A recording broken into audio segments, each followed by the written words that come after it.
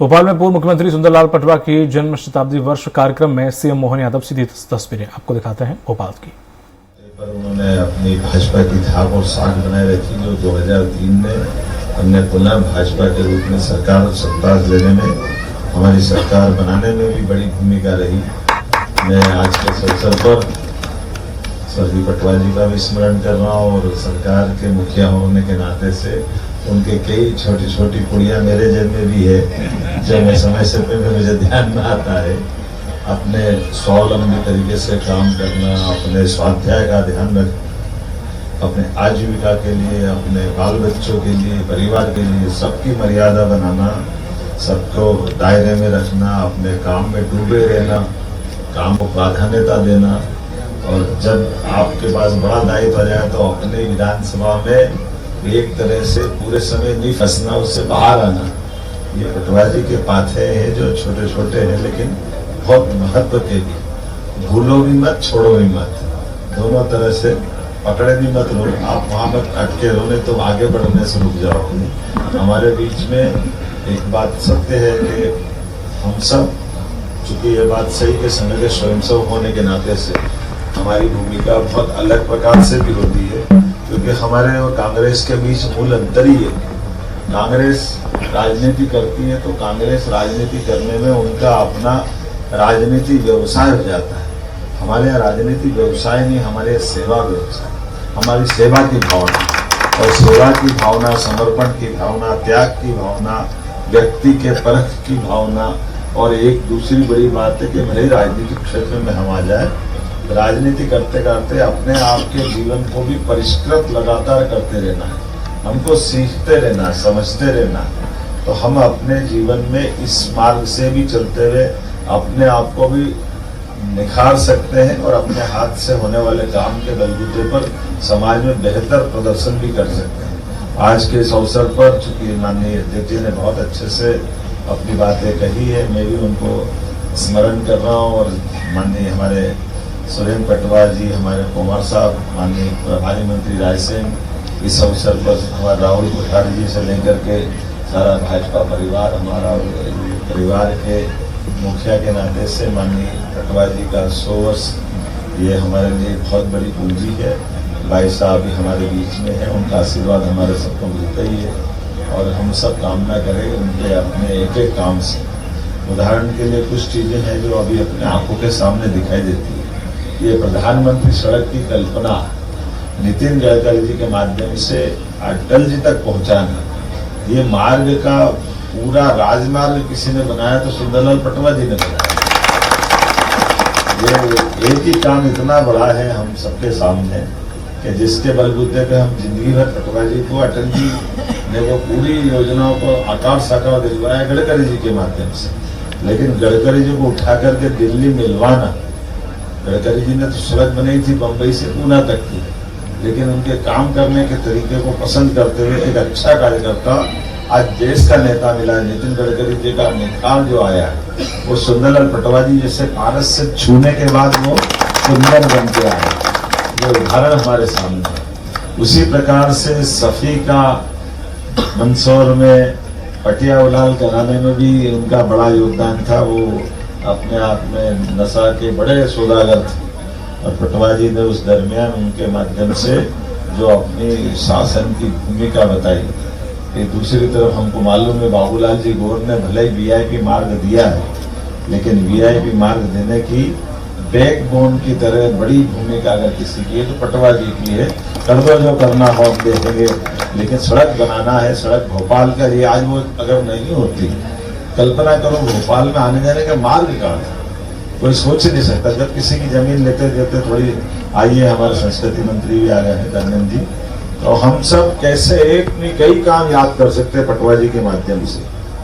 ये उनके अपने ऐसे कई, एक वो छेदीलाल था हमारे यहाँ, पाणु की घटना है, एक पुलिस का जवान पे घटना घटी है, और ऐसे में पुलिस का मनोबल बनाए रखना वो भी याद है। जब हमको पटवा जी ने कहा था कि ठीक है अब हमने हमारे एक जवान को खोया है तो जवान का हिम्मत, पुलिस बल की हिम्मत नहीं टूटना चाहिए। सरकार की मतलब ही है कि सरकार की दबंगई भी चाहिए, निडरता भी चाहिए, और निडरता में हमारे पीछे परमार्थ का भाव है। इसलिए एक नहीं, ऐसी बहुत सारी बातें मैं बता सकता हूँ। सिम्हस्थ का 1990-92 का जो हमारा पहली बार आयोजन हुआ, लगभग 100 करोड़ की लागत से। अदरवाइज सिम्हस्थ में, उज्जैन में हमारे द्वारा 80 में केवल 1 करोड़ भूमि नगर निगम उज्जैन में गिरवे रख के अपने काम को करा थे।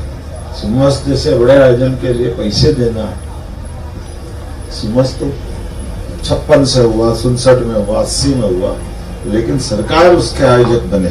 बाबूलाल जी जैन को प्रभारी मंत्री बनाया 100 करोड़ की धनराशि से, और हमारा गंभीर डैम जैसा बड़ा डैम बना करके नरसिंहर को लेकर के आए। वो प्रधानमंत्री थे, कांग्रेस के थे। कांग्रेस हो या बीजेपी, सब में से अपने काम के रास्ते ढूंढना, विकास के मामले में कोई बाधा नहीं बनने देना, लगातार काम करते जाना। मैं बहुत सारी बातें कह सकता था, लेकिन आज के इस अवसर पर इतना कहना पर्याप्त है कि आज से ही सिलसिला चालू हुआ 100 वर्ष का, ये माने ये रुकने वाला नहीं, थमने वाला नहीं। आगे कुछ और कार्यक्रम बनेंगे, उस सब में भी जुड़ेंगे। हम पटवा जी को स्मरण करने के लिए प्रतिमा लगाने की बात है, ये प्रतिमा भी लगाएंगे। उनके द्वारा बताए गए और अच्छे कामों को लेकर के कोई व्याख्यान माला का आयोजन भी कर सकते हैं, जो उनके विविध पक्षों को सामने लाएंगे। उस अवसर पर स्मारिका छाप सकते हैं, अलग अलग लोगों से लेख मंगवा करके। उनके बहुत सारे आयोजनों की रचना बनाई सुरेंद्र जी ने, मेरे को बताई थी, मैंने देखी भी है। उसमें निःशुल्क चिकित्सा शिविर, बहुत सारे प्रकार के, अलग अलग प्रकार के, ऐसे कई काम हैं। मुझे इस बात की प्रसन्नता है, जब 100 वर्ष का आज कार्यक्रम हो रहा है, आज से कुछ दिन पहले हमने मंदसौर के मेडिकल कॉलेज का यशस्वी प्रधानमंत्री के माध्यम से स्वर्गीय सुंदरलाल पटवा मेडिकल कॉलेज का लोकार्पण किया।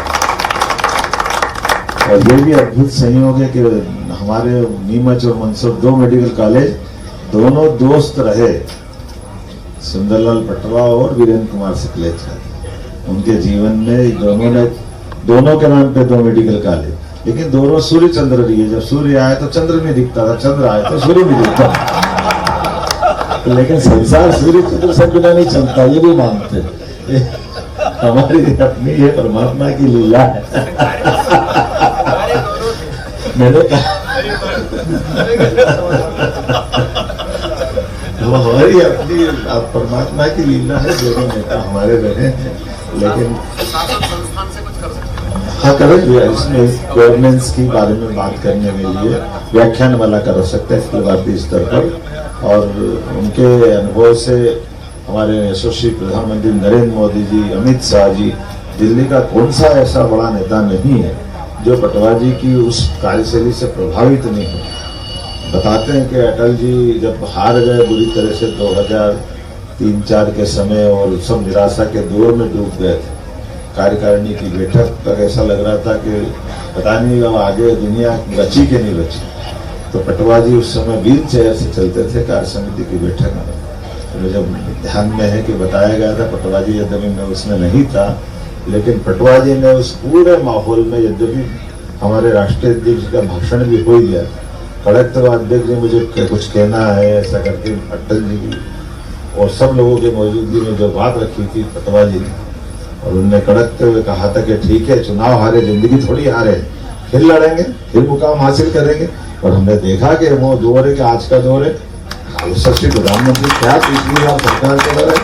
तो ये जो हिम्मत रख करके अड़ना, भिड़ना, लड़ना और कार्यकर्ताओं का मनोबल बनाए रखना, पार्टी की ताकत बनाए रखना, हम सबसे जुड़े रखना, ये जो अंदर का उनका अपना एक स्वभाव है, वो मैं मान के चलता हूँ वो एवरेस्ट की चोटी से बड़ा था। ये हमारे लिए सदैव वो गौरवान्वित करने वाला है। आज के इस अवसर पर चूंकि मैं मान के चल रहा हूँ कि भजन के माध्यम से हम परमात्मा को भी भज रहे हैं, और इस पूरे आयोजन के माध्यम से मान के चल रहे हैं कि पटवा जी हमारी बात सुन भी रहे, और ऐसा नहीं हो कान पकड़ के डांट भी लगा दे, ये भी मैं एहसास कर रहा हूँ। पटवा जी का अपना स्वभाव है, हम सब मान के चलते हैं। शरीर तो सबका आने के बाद जाना ही है, लेकिन असली सूक्ष्म शरीर के नाते से वो जो पवित्र आत्मा थी हमारे बीच में, वो जीवन भर अमिट ख्याति के नाते हम सबके हृदय में रहेगी। मेरी अपनी ओर से पुनः पटवा जी के मार्गदर्शन को याद करते हुए, परमात्मा के चरणों में वो है ही मोक्ष उनका हुआ ही है, लेकिन वो जीवन भर हमारा मार्गदर्शन करते रहे। इसी भाव के आधार पर ओम शांति। सुंदरलाल जी पटवा साहब अमर रहे, सुंदरलाल जी पटवा साहब अमर रहे।